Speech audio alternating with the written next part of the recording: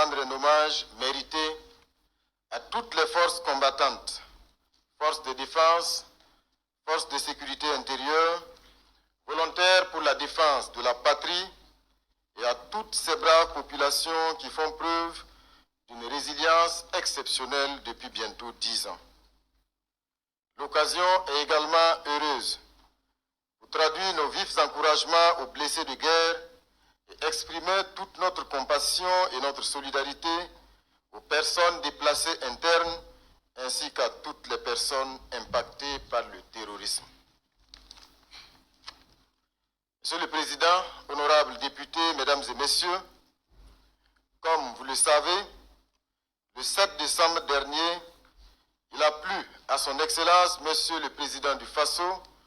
le capitaine Ibrahim Traoré, de me nommer à la haute fonction de Premier ministre, chef du gouvernement du Burkina Faso.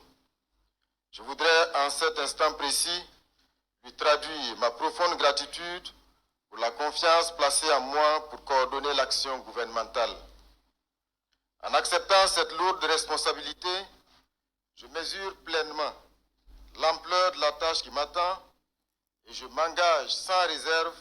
à œuvrer avec toute l'équipe gouvernementale pour l'atteinte des objectifs de la transition. Je rends grâce à Dieu pour son infinie bonté et demande au peuple burkinabé son soutien et son accompagnement dans l'exercice de cette mission. Je demeure convaincu qu'avec la veille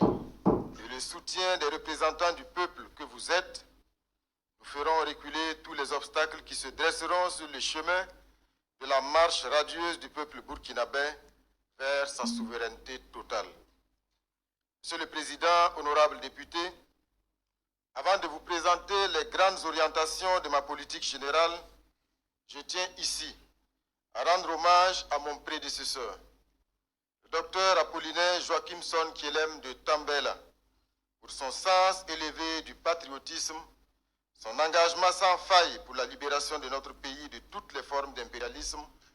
et enfin pour tout le travail abattu à la tête du gouvernement. Monsieur le Président, honorables députés, la dynamique que notre pays a engagée depuis septembre 2022 arrive à un tournant décisif où le maître mot sera désormais l'audace d'agir vite et bien, assumer avec fierté notre souveraineté, recouvrer courageusement l'intégrité de notre territoire et exploiter dignement nos ressources naturelles. Cela s'inscrit dans la vision tracée par le président du Faso dans sa déclaration face aux forces vives de la nation le 11 juillet 2024 à la suite de la tenue des assises nationales du 25 mai sur la suite de la transition. À cette occasion, le chef de l'État a invité les forces vives de la nation à intensifier la guerre contre le terrorisme